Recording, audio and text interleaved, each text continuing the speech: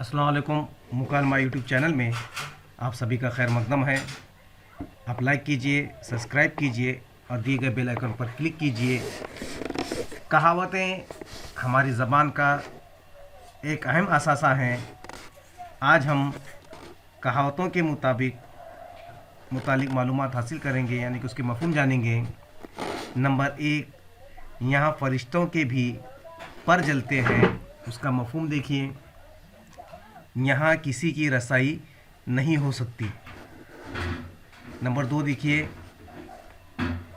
तेल न मिठाई चूल्हे धरे कढ़ाई, पास कुछ नहीं और शेखी बहुत। नाक काटी मुबारक, कान काटी सलामत। सख्त बेहया के मुतालिक ये कहावत कही जाती है।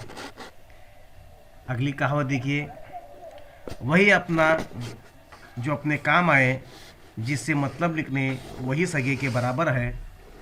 पांचवी कहावत देखो, आँखों में थी शर्म दिल के थे नरम, मुरौत के बायस हतक उठाना। ऊँट के गले में बिल्ली, असल से ज़्यादा नकल की कीमत होना। खाला की मेहमानी, हाथ डाल पछतानी, यानी कि गैर जगह की दस्त अंदाज़ी में अफसोस होता है।